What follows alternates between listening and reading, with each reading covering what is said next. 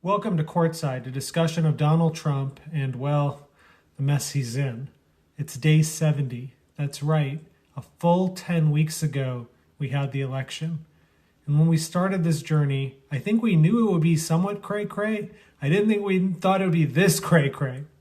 A bunch of things happened today. So going back to Courtside's roots, which are, of course, litigation, the Trumpistas dismissed their case in Michigan today, bringing the Trump record to 1 out of 65 cases that they won. One case, which got them 0 votes. This is, ladies and gentlemen, the worst litigation performance of any litigant, any team, anywhere, I think, in American history. I've certainly never seen anything like it.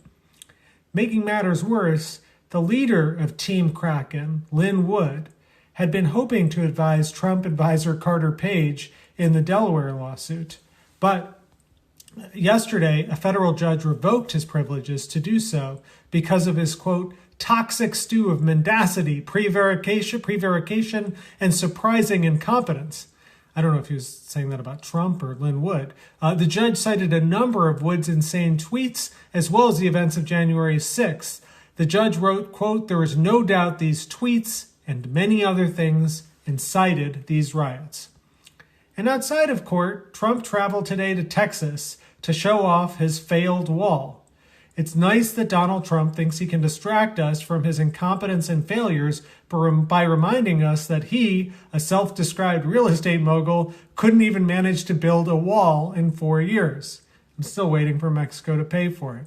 Anyway, he flew to Texas with his lapdog, Senator Lindsey Graham. Now, true, Lindsey Graham last week did say, enough is enough. I've tried to be helpful. But, whatever that minor 4-second break from Donald Trump was last week, he was all back today on Air Force One, traveling with Trump to see the Mexican border.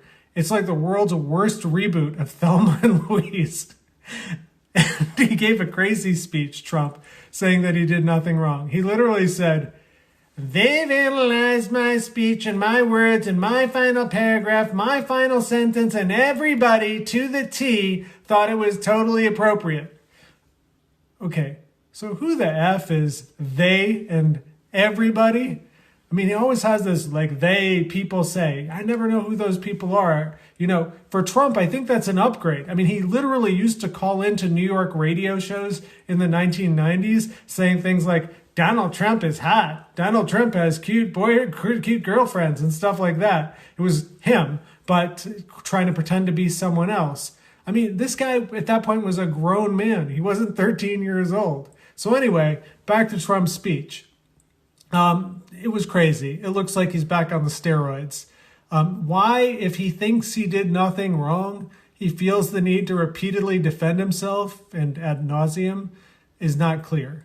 And what does he think? Like 90% of the internet banned you from Twitter? I mean, Pinterest banned him today. Pinterest.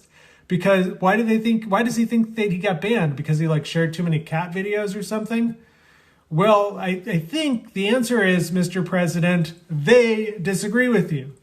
I mean, it was such a contemptible speech. It was callous. It was defiant. It was insane.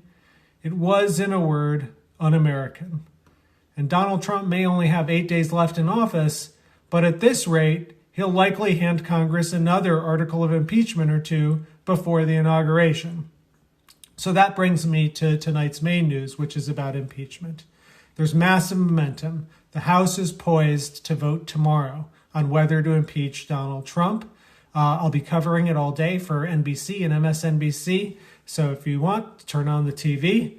Now, I've covered it before, and we've all lived through it before, because this is not Trump's first rodeo. He's been impeached before. This is the second impeachment proceeding. He's the only president ever.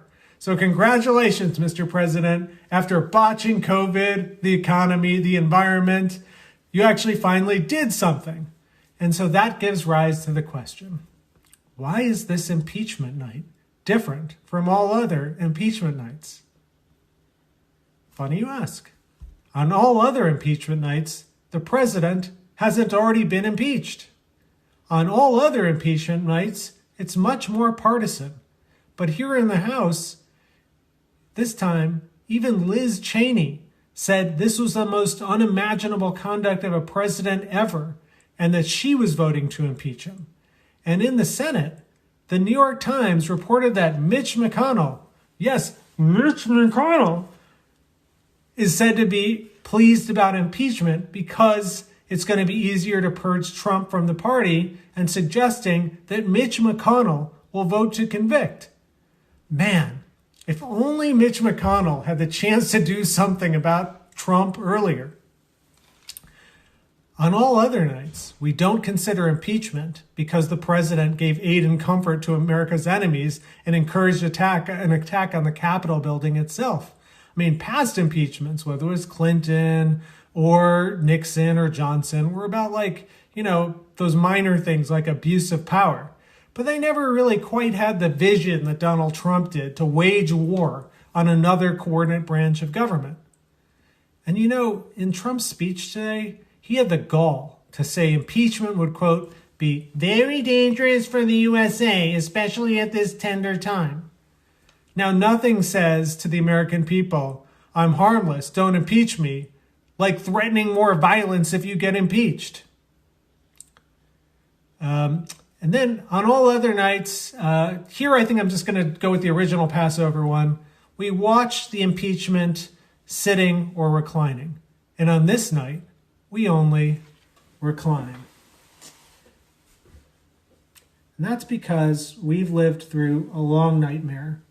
That nightmare started on November 8th, 2016.